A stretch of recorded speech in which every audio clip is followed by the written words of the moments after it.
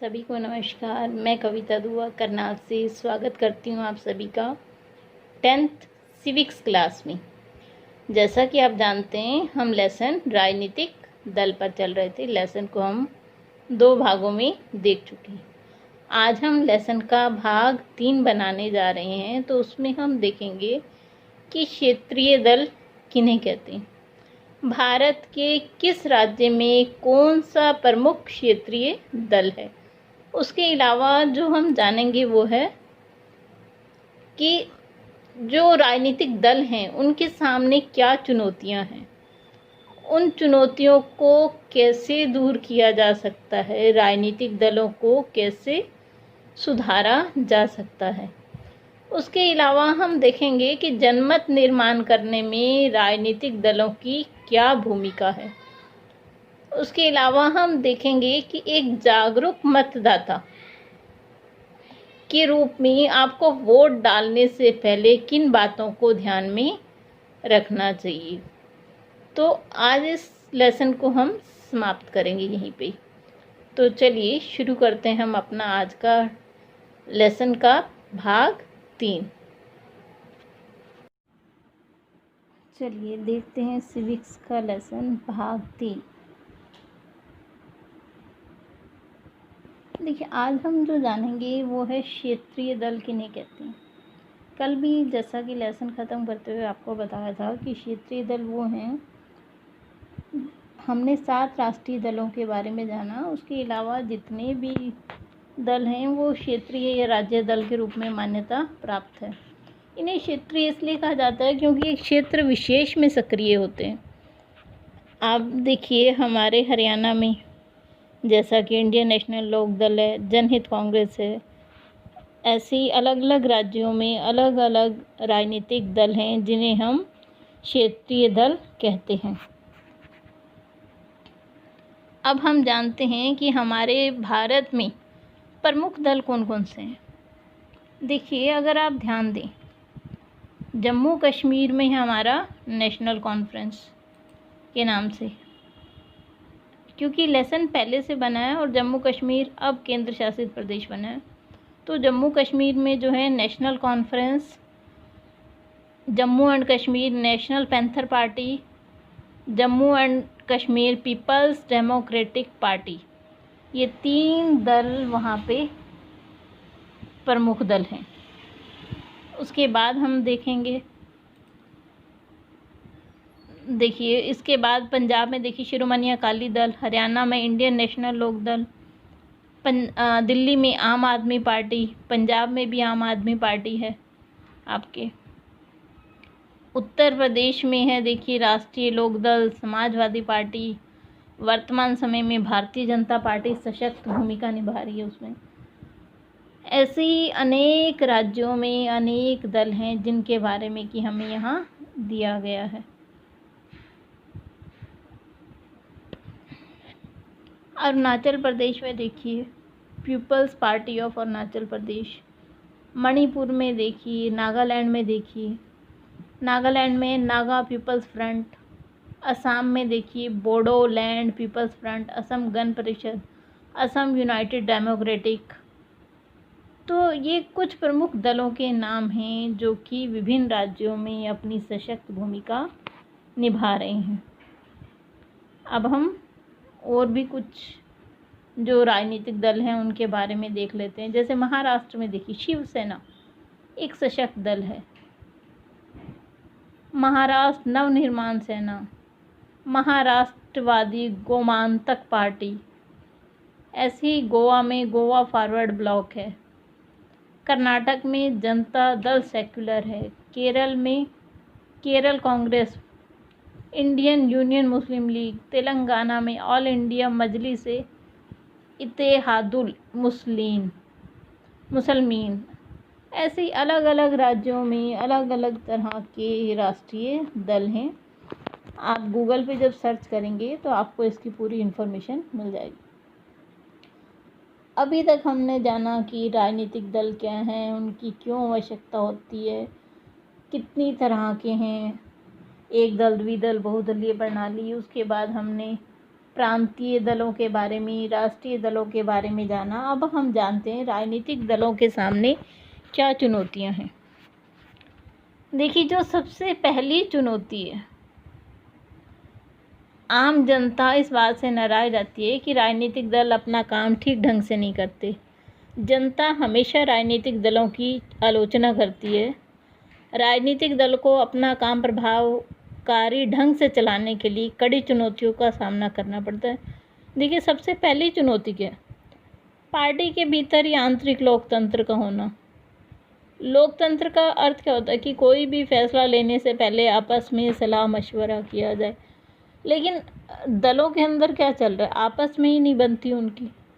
कोई भी फैसला लेने से पहले परामर्श नहीं लिया जाता, जिससे कुछ कार्यकर्ताओं में नाराज़गी बनी रहती है, जो कि पार्टी और जनता दोनों के लिए हानिकारक सिद्ध हो जाती।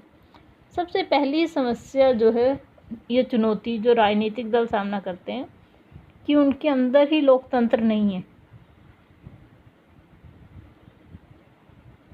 जो दूसरी समस्या है वो है पार्टी के बीच आंतरिक चुनाव भी नहीं होते। मतलब किसे प्रमुख अध्यक्ष बनाया जाना चाहिए या किसे कौन सा पद देना चाहिए, उस बारे में भी कोई राय नहीं ली जाती। जो पार्टी में बड़े पदों पर बैठे व्यक्ति हैं वही निर्णय ले लेते हैं। अगली समस्या जो है, पार्टी के नाम पर सारे फैसले लेने का अधिकार उस पार्टी के नेता हथिया लेते हैं। जो प्रमुख पदों पर आसीन नेता हैं वो सारे अधिकार अपने पास ही रख लेते हैं। अगली जो चुनौती है जो राजनीतिक दल के सामने होती है, वह वंशवाद की चुनौती। वंशवाद की, देखिए, कांग्रेस में एक के बाद एक परिवार के सदस्य पार्टी की कमान संभाल रहे हैं। तो अधिकतर पार्टियों में यही समस्या है कि जो पार्टी में प्रमुख पदों पर हैं, आगे उनके बच्चे उस स्थानों को ग्रहण कर लेते हैं। तो वंशवाद की जो समस्या है वो सबसे बड़ी समस्या है। अगली है पैसा और आपराधिक तत्वों की बढ़ती घुसपैठ। अब जिन लोगों के पास अधिक पैसा है या जो लोग पूरे गुंडागर्दी वाले हैं, वो लोग राजनीतिक दलों की टिकट ले लेते हैं, क्योंकि उन लोगों के पास पैसा है। वो पैसा खर्चते हैं और टिकट को खरीद लेते हैं, और चुनाव जीतने के लिए भी वो गलत हथकंडे अपना लेते हैं। सबसे बड़ी समस्या जो इस समय आ रही है तो वो यही आ रही है, पैसा और आपराधिक तत्व बढ़ रहे हैं राजनीति में। पार्टियों के बीच विकल्पहीनता, कोई एक या दो पार्टियां ही प्रमुख हैं। लोगों को कभी इस पार्टी को कभी उस पार्टी को वोट देना पड़ता है। कोई तीसरा सशक्त माध्यम उन्हें दिखाई ही नहीं दे रहा। तो ये कुछ प्रमुख चुनौतियां हैं जो इस समय राजनीतिक दलों को सामना करनी पड़ रही हैं। आइए अब देखते हैं कि इसमें सुधार कैसे किया जा सकता है। सबसे पहला, विधायकों और सांसदों को दल बदल करने से रोकने के लिए संविधान में संशोधन किया गया।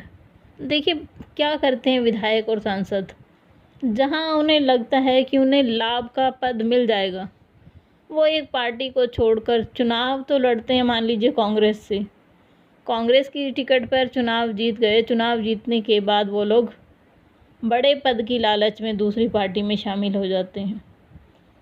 एक बहुत ही सशक्त उदाहरण आपके सामने है। आप सभी जानते हैं सचिन पायलट का इस समय। तो देखिए, दल बदल को रोकने के लिए संविधान में संशोधन किया गया। सबसे बड़ी समस्या हमारे भारत में यही है। दूसरा, उच्च न्यायालय ने पैसे और अपराधियों का प्रभाव कम करने के लिए आदेश जारी किए हैं। तीसरा, अपनी संपत्ति और आपराधिक मामलों का ब्यौरा एक शपथ पत्र के माध्यम से देना अनिवार्य है। जब भी कोई प्रत्याशी नामांकन दाखिल करता है चुनाव के लिए, तो उसे बताना होता है कि उसके पास कितनी संपत्ति है, उस पर कितने आपराधिक मामले चल रहे हैं या नहीं चल रहे। चौथा जो है, चुनाव आयोग के एक आदेश के जरिए संगठनिक चुनाव कराना और आयकर रिटर्न भरना अनिवार्य है। अब पार्टियों को भी आयकर रिटर्न भरना अनिवार्य कर दिया गया है। अगला देखिए, राजनीतिक दलों के आंतरिक कामकाज को व्यवस्थित करने के लिए कानून बनाया गया है। चुनाव का खर्च सरकार उठाए ताकि गरीब व्यक्ति भी चुनाव में खड़ा हो सके। ये कुछ उपाय हैं जिन्हें अगर किया जाए तो शायद राजनीतिक दलों में कुछ सुधार आ सकता है। अगला देखते हैं हम, जनमत निर्माण में राजनीतिक दलों की भूमिका। जनमत क्या है, आपको कल भी बताया था। जब हम किसी मुद्दे पर आम पब्लिक की राय लेते हैं कि इस काम को करना चाहिए या नहीं, तो उसे हम क्या कहते हैं, जनमत। तो जनमत निर्माण करने में राजनीतिक दलों की क्या भूमिका है। देखिए, सबसे पहला, राजनीतिक दल चुनाव लड़ते हैं और अपने उम्मीदवारों को अधिक से अधिक जिताने का प्रयास करते हैं। देखिए, मान लीजिए बीजेपी के कैंडिडेट जहाँ जहाँ खड़े हैं वो उन्हें चुनाव जितवाने के लिए प्रयास करेगी। दूसरा, राजनीतिक दल अलग अलग नीतियों और कार्यक्रमों को मतदाताओं के सामने रखते हैं और उनका समर्थन हासिल करने की कोशिश करते हैं। जैसे कि वो चुनाव में वायदा करते हैं कि अगर हमारी सरकार जीत गई तो हम गरीबों के लिए ऐसे वो कार्यक्रम चलाएंगे। तो इस तरह से वो मतदाताओं का समर्थन हासिल करते हैं। ये जनमत निर्माण करने में का प्रयास करते हैं।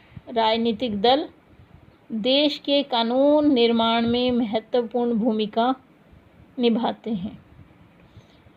राजनीतिक दल लोगों को सरकार की नीतियों के बारे में बताते हैं, क्योंकि मान लीजिए कोई भी नई नीति बन रही है, अगर वो जनता को ही नहीं बताएंगे तो हमें तो पता ही नहीं चलेगा ना।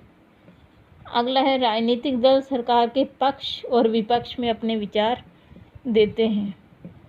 जो पार्टी सत्ता में है वो तो अपने पक्ष में कहेगी, जो विपक्ष में बैठी है वो जो भी नया नियम या कानून लाए हैं उसके विरुद्ध ही बोलेगी। तो ये सारी चीज़ें हमें राजनीतिक दलों के माध्यम से ही पता चलती हैं। नए कानून जो सरकार द्वारा बनाए जा रहे हैं उनके बारे में अपनी राय देते हैं।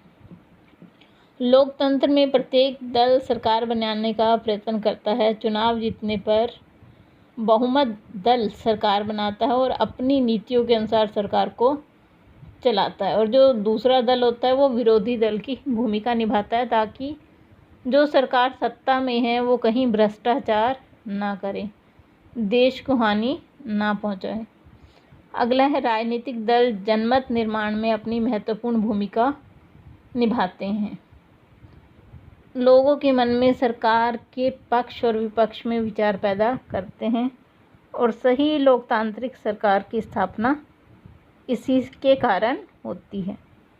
तो ये तो थे कुछ राजनीतिक दलों की भूमिकाएं। चलिए अब देखते हैं जागरूक मतदाता के क्या कर्तव्य हैं। ये लास्ट ही पॉइंट है बस इसमें। देखिए, उसे सबसे पहले ध्यान देना चाहिए कि कौन सी पार्टी अच्छी है। ये नहीं कि कोई एक नेता बहुत बढ़िया उसे देख के वो अपना वोट उसे डाल दे। किसी भी दल को वोट देने से पहले उसे सब चीज़ें देखनी चाहिए कि पार्टी कैसी है, उसकी नीतियाँ कैसी हैं, उसके क्या एजेंडा है। वोट जीतने के बाद उन सब चीज़ों को ध्यान में रखकर वोट डालना चाहिए। वोट डालते हुए धर्म, जाति इत्यादि का ध्यान नहीं रखना चाहिए। चुनाव के समय उम्मीदवार द्वारा किए गए वायदों को ध्यान में रखकर वोट डालना चाहिए कि ये सरकार आने के बाद क्या करेगी। आप सभी का बहुत बहुत धन्यवाद। उम्मीद करती हूँ कि आप सभी को वीडियो अच्छा लग रहा होगा, तो प्लीज़ लाइक ज़रूर करें।